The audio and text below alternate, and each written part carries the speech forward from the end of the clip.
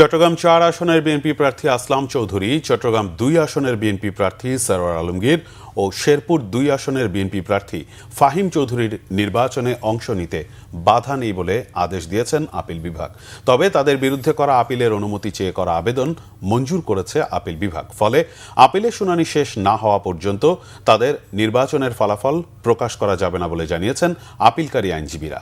মঙ্গলবার প্রধান বিচারপতি জুবাইর রহমান চৌধুরীর নেতৃত্বাধীন আপিল বিভাগ এ আদেশ দেয়। এর আগে চট্টগ্রাম ৪ আসনের বিএনপি প্রার্থী আসলাম চৌধুরী ও চট্টগ্রাম ২ আসনের বিএনপি প্রার্থী সরওয়ার আলমগীরের বিরুদ্ধে ঋণ খেলাপি এবং শেরপুর ২ আসনের বিএনপি প্রার্থী ফাহিম চৌধুরীর বিরুদ্ধে দ্বৈত নাগরিকত্বের অভিযোগ এনে আপিলের অনুমতি চেয়ে আবেদন করেন এই ৩ আসনের জামাতের প্রার্থীরা। সুপ্রিম কোর্টের আপিল বিভাগ কর্তৃক আজকের এই আদেশের পর তাদের বিরুদ্ধে তাদের প্রতিদ্বন্দ্বী জামাতের প্রার্থীদের আনা অভিযোগ এবং সেই অভিযোগে তাদের নির্বাচনে প্রতিদ্বন্দ্বী থেকে সরে রাখার যে কৌশল, সেটা আর কাজ করলো না বলে আমরা মনে করি।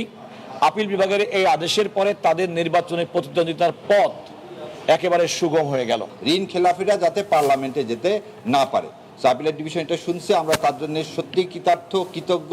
এই ৩ জনের ব্যাপারে ইনশাল্লাহ আল্লাহ জনগণকে সিদ্ধান্ত নেওয়ার শক্তি দেখ। আর যাই হোক, রেজাল্ট পাবলিশড হচ্ছে না।